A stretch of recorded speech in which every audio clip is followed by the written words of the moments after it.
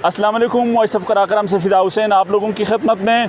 यहाँ पे ज़िला गांछे के गांव बलेगुन जो सब डिवीज़न मशरूम का एक गांव है और ये हुशे रिवर के ऊपर जो बलेगुन पावर प्रोजेक्ट की जो हेडवर्क्स हैं या इसकी जो सरबंद हैं उसकी मुकाम पर मौजूद हैं। यहाँ पर अभी इस जो पावर हाउस के लिए पानी बहाल कर दिया गया है।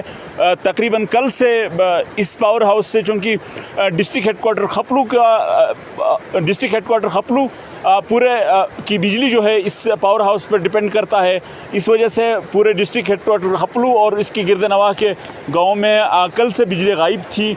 तो इसको बहाल करने के लिए महकमे बरक़ियात ने यहाँ पर ये जो सरबंद टूट चुका था, जिसकी वजह से ये दरिया हुशे के ज़द में आकर इसको इन्होंने तवील अरसे तक काम करने के बाद, एक थका देने वाले मरहले तक काम करने के बाद इन्होंने सरबंद पर काम शुरू कर दिया है। अब हम जब तक ये वीडियो आप तक पहुंचेंगे तो उस वक्त तक बिजली भी लोगों को मिल चुकी होगी। ओवरऑल इस मजमूई जो सूरत हाल है इस पर बात करने के लिए हमारे साथ मौजूद हैं सीनियर सहाफ़ी और सदर प्रेस क्लब गांछे अतीकुर रहमान। हम इनसे बात करते हैं। अतीकुर रहमान, बहुत शुक्रिया आपके वक्त का। क्या कहते हैं कि आप ओवरऑल ये जो काम मुकम्मल करके यहाँ पे पानी तो बहाल कर दिया गया है, मजमूई तौर पर आप किस हद तक मुतमईन हैं कि ये जो डिस्ट्रिक्ट हेडकोार्टर खपलू और इसके गिरदनवाह में जो लोगों को बिजली का जो प्रॉब्लम है वो किस हद तक सॉल्व होगा और ये कितने ड्यूरेशन के लिए आप समझते हैं कि ये मसला हल है? बहुत शुक्रिया शेख साहब। आपने देखा है कि ये काम टोटली आर्जी बुनियादों पे किया है। इस बात में कोई दो राय नहीं है कि यहाँ टोटली एक देसी तरीके से जो ना सिर्फ मिट्टी का टेला बनाकर जो ना इस वाटर चैनल का पानी दोबारा जो ना बहाल किया है।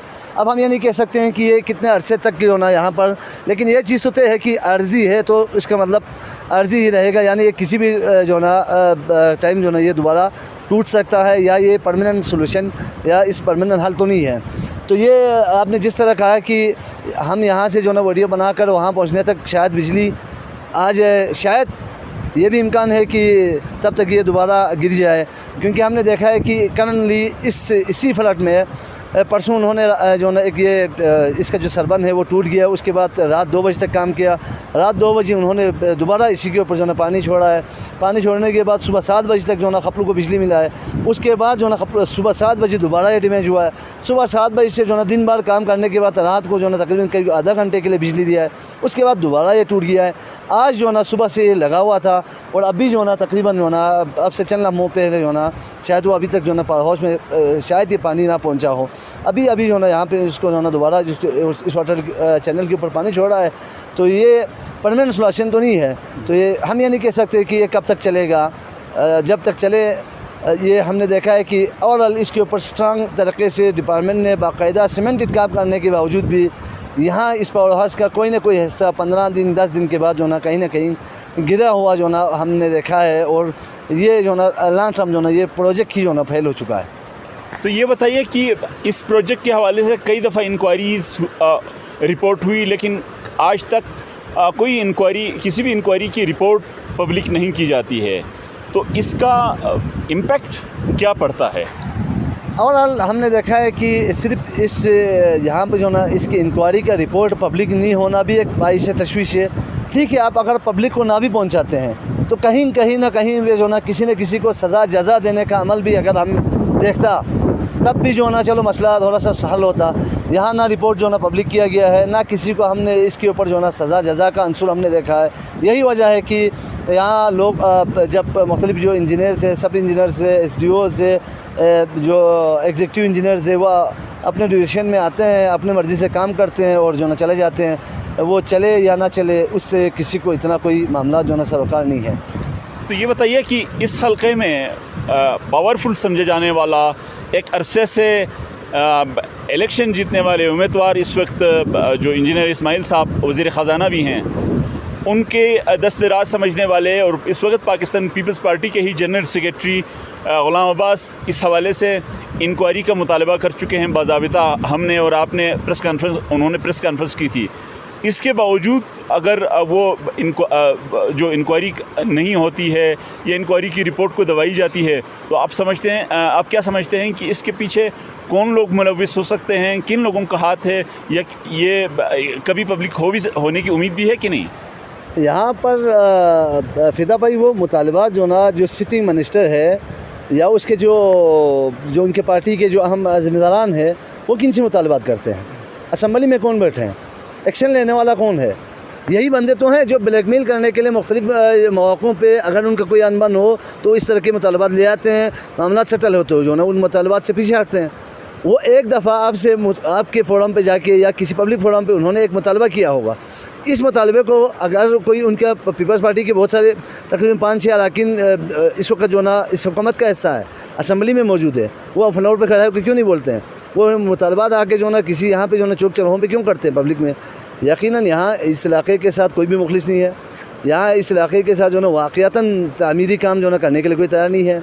और यही जो ना प्रोजेक्ट फलट में इस दफ़ा जो ना फलट में तकरीबन डिस्ट्रिक्ट गांचे में शायद आपको पता हो 42 जो ना यहाँ पे प्रोजेक्ट आया था, उनका कुल अमाउंट जो ना 14 करोड़ से वो है। उसमें से 28 जो ना जो उस 42 में से 28 प्रोजेक्ट मशरूम में रखा है और इसी बलेगुन में और इसी आगे जो ना सल्तनों में 8 जो ना थगस में 7 और आपके जो ना गुरसे में तकरीबन जो ना 2 और सिटी पाड़ा खपलू के लिए जो ना वहाँ पे 1 रुपये नहीं रखा है। तो ये सारे अपनी चहितों को नवाजने के लिए और कमाने का एक जो सिलसिला है वो यहाँ पर चल पड़ा है। और इलाक़ायत के जो नारे लगाते हैं, वाक़यातन जो ना पब्लिक की नुमाइंदगी नहीं करते, असम्बली में अपनी कुर्सी पर चढ़ा रहा होता है और मुख्तलिफ जो ना ये सारी चीज़ें मतलब आवाम को बेवकूफ़ बनाने के लिए करने वाले मुतालबात है।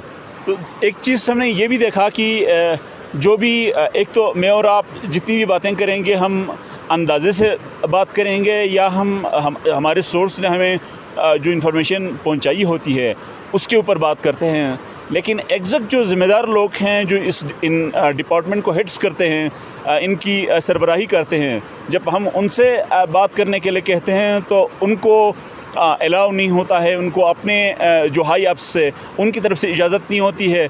तो आप समझते हैं कि वाक़ई उनको इजाज़त नहीं होती है या वो पब्लिक को आंसर देने से बचने के लिए अपने हाई अप्स की उस छतरी की तले या पर्दे के पीछे छुप कर वो पब्लिक को जवाब देना नहीं चाहते हैं? आपको इसकी वजह पीछे जो रीज़न है वो क्या नज़र आती है?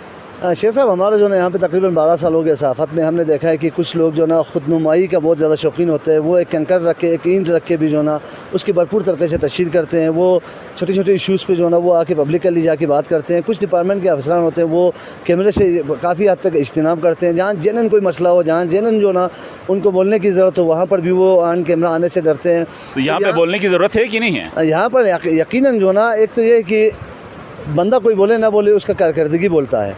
एक तो यह है कि नंबर 2 इसमें यह है कि जब वो बंदा कोई भी बंदा हो, कोई भी ज़िम्मेदार हो, कोई भी पॉलिटिशियन हो, कोई भी सरकारी अफसर हो, जब वो नहीं बोलेंगे तो लोग अपने हिसाब से बोलेंगे। जब लोग अपने हिसाब से बोलेंगे तो उसके बाद जो ना शिकायत नहीं करनी चाहिए। हमारा काम है मंच मुहैया करना, हमारा काम है फोरम जो ना आपका माइक जो ना कैमरा, माइक, टाइम, वक्त, वो सारी चीज़ें उनको स्पेस मीडिया में कवरेज देना आपकी रिस्पॉन्सिबिलिटी है। अगर उसके बावजूद कोई नहीं बोलता है तो फिर आप अपने हिसाब से बोल सकते हैं और अपने हिसाब से आपको बोलने का हक़ है। हमें तो बोलने का हक़ है, लेकिन इसका पब्लिक को नुकसान क्या होता है वो ज़िम्मेदारान जो नहीं बोलते हैं उस वजह से? यहाँ पब्लिक भी जो ना से भी थोड़ा सा जो ना शिकायतें बनते हैं। यहाँ पब्लिकली जो ना जाके मुख्तलिफ फोरम पे जो ना सवालात उठाने का यहाँ पर कंसेप्ट कम है और सवालात कुछ ज़्यादा गंभीर हो जाते हैं तो फिर बंदा उठाया जाता है, वो एक अलग सा बहस है। तो यहाँ पब्लिक जो ना जो आम नॉर्मल सवालात है वो भी नहीं करते हैं और पब्लिक घर में बिस्तर में बैठ के जो ना या कहीं किसी बैरून मुल्क बैठ के जो ना हमारे कमेंट सेशन में आके बदतमीज़ी करने के अलावा जो आपके ज़िले के जो वाक़यातन जो मसाइल है, वाक़यातन जो फेल प्रोजेक्ट्स है, वाक़यातन आपके जो एजुकेशन के हेल्थ के मसाइल है, उनके ऊपर पब्लिक भी जो ना यहाँ पब्लिक से भी थोड़ा सा शिकायत है कि वो उस हिसाब से सवाल नहीं उठाते हैं। ठीक है, बहुत बहुत शुक्रिया सदर प्रेस क्लब अतीकुर रहमान रिंचन। इन्होंने अपने ख़यालात का इजहार किया कि ये जो पावर प्रोजेक्ट है इसकी नाक़िस कारकर्दगी और इसको पब्लिक को इसकी वजह से दरपेश मुश्किलात, इसके हवाले से आपकी क्या राय है, उस राय का हमें इंतज़ार रहेगा। इसी के साथ मुझे फ़िदा हुसैन को इजाज़त दीजिए। अल्लाह हाफ़िज़।